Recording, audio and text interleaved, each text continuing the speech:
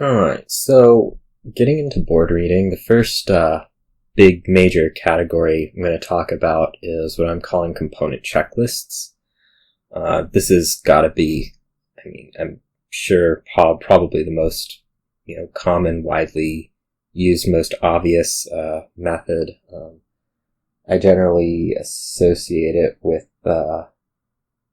Adam H. That was kind of where I first kind of noticed it happening.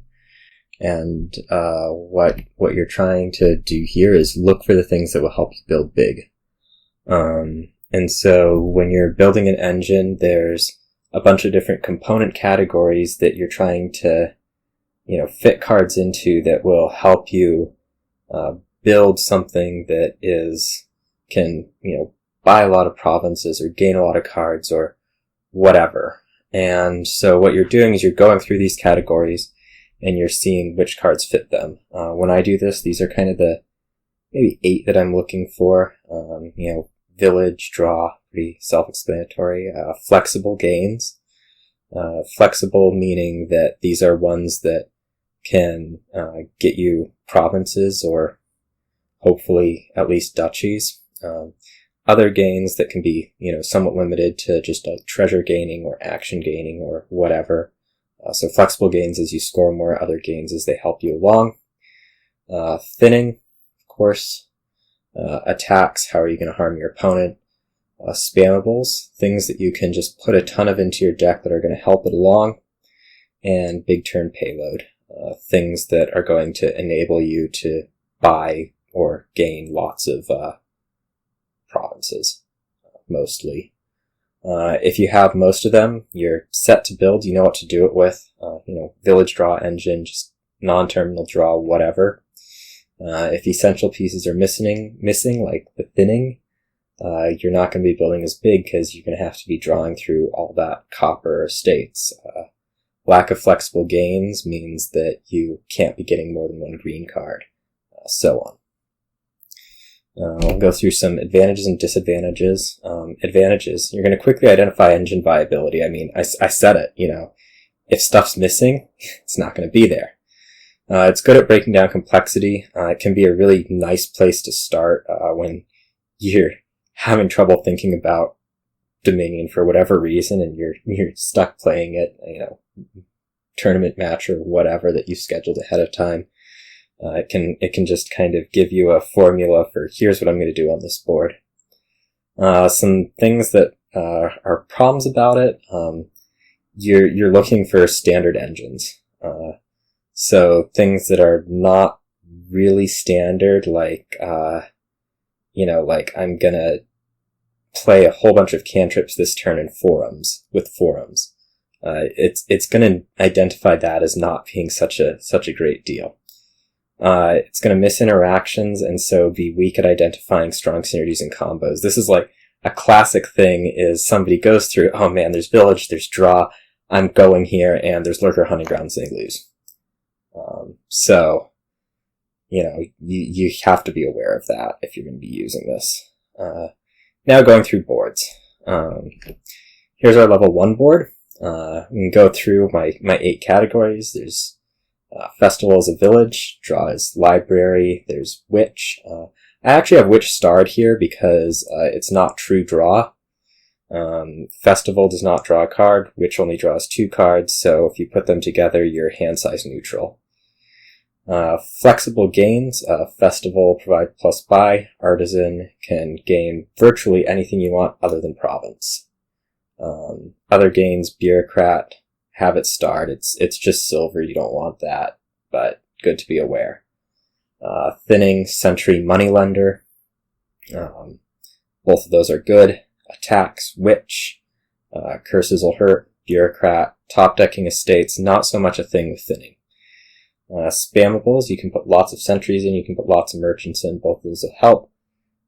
Vassal will also help if you can hit actions with it. I have it starred because you might not hit actions with it, and then it's not so much something that you can just splash in. You're going to hope to on this board, but big turn payload, there's none of that. It's base set. I don't think there's anything in there that qualifies as base set. So I mean, looking here, you have your village, you have your draw, you have your gains, you have your thinning. Let's build. You saw it. It's a big festival, library festival, which lots of vassals, artisans, you name it. You got it. Level 4 board. This one doesn't have a village. So that's immediately limiting. For draw, you have stables. That's non-terminal. Wharf Patrol and Rabble are all terminal draw. So these don't actually really qualify as draw here. Wharf does to some extent because of its start of turn, but these other things, you can't draw cards and then play more actions off of them, so they're all a little bit iffy. Flexible gains, Market does it just plus buy, Wharf does it plus buy, Farmer's Market does it plus buy. In this case, Market, we said, is non-terminal. Wharf is terminal, you might want it. You do want it. And Farmer's Market is you'd rather be playing Wharf if you're playing a terminal. Other gains, Jester, again, has a terminal issue. Remodel. This one's starred because you have to be supporting it with other gains. It doesn't actually add cards to your deck, but it can make them, or turn bad cards into good cards. Thinning, remodel, again, terminal. Wharf's your best terminal here, so remodel's not really going to be a thing. I put Haven here. It's double star because it's really questionable whether it's thinning.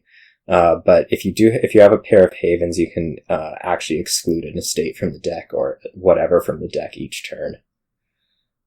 Attacks, Rabble, Jester, again, terminal. Spammables, Market, you can just splash in. It's a cantrip. It'll be amazing. And Stables, starred. It's not really that it's bad on this particular board, but in general, although it's non-terminal draw, you do have to worry about treasures. Big turn payload, not really any here. So, what's the deal? You have non-terminal draw, you have terminals that you want to play each turn in Wharf, and so you're probably building. What you're going to do is you're going to get lots of the non-terminal draw in Stables, and you're going to then add probably 2 Wharves, 1 for each of the turns. And in fact, if you remember back to the previous one, that's what I did. Alright, board 3. Level 7. Village here. Sacrifice. Not really a village. You have to support it with gains, you have to support it with action gains. There's cheap action gains here, so like Herbalist, you could do it, but then you have to look at where's our reward. And hard to say whether it's there. It's really difficult to support, and you're going to have to like get sacrificing something you're actually willing to trash in every hand. It's hard. Draw, Rabble, and Library. These are starred again. They're terminal. There's not really a village here, so oh well. Flexible gains, Herbalist, Baron, Traveling Fair, Forager. Forager starred here because, like Remodel, you have to support it with other gains. It's not a net positive.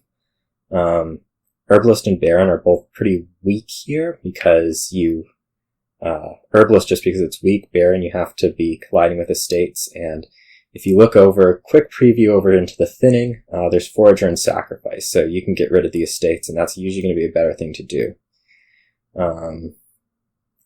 Other gains are in Alliance, Attacks, Alliance, it'll gain you victory cards and treasures.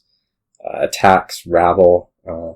If you can play a lot of Rabbles, it could be pretty devastating, but it's going to be hard because the village is so, questionable. Spammables, there's not really any here. We had Vassal starred in the other one, but here, you don't really have villages to support it, so if your Vassal misses, it's not good. Big turn payload, if you could draw a lot here, Bank would be amazing. You stick a couple banks on, you buy some traveling fairs, and that could totally empty the provinces. So, what are you doing? This is kind of where we see component checklists being weak. This is not a standard engine build, by any means. You could try doing the Sacrifice Rabble thing. I wouldn't believe in it. Instead, I would probably be buying a lot of Fool's Gold, which you'll see not listed here anywhere. This is not an engine, so trying to figure out, how am I going to build this engine, it's not really going to get you anywhere. So, moving on to the level 10 board, which is, this Merchant Guild, big turn. Villages, University and Ghost Town, Draw, Sheepdog can be non-terminal, Envoy, Sinister Plot. Sinister Plot starred because it's every other turn and not, totally consistent, but it'll be useful. Flexible Gains, Merchant Guild, Salvager and Altar both need to be supported with other gains. Other gains are University and Workshop. University gains actions, Workshop is cost limited. Thinning, Salvager, Junk Dealer, Altar. No attacks, but you have both Ghost Town and Sheepdog that you can just put a whole bunch in. Sheepdog in this case, it's possibly terminal, but you have gains out of University, which you should have enough of, and you should have enough workshops that it works. And Big Turn Payload will recall Merchant Guild gave that big province emptying turn. So what does this say you're going to do here? It says you're going to build with universities because that's how you're going to get a lot of the action cards. You're going to build with merchant guilds because that's how you're going to score a lot of points at the end, and you're going to put a bunch of ghost towns in for consistency and sheepdogs for draw. And so that's how component analysis works on these 4 boards. It's pretty, something that is really easy to go through. It was just here's this, here's that, here's that. And it's kind of something that you can just do on a board, even when going into other methods. It's something that really forms a basis for, here are my important things on this board, and that's how I'm going to build. So that's what component checklists are.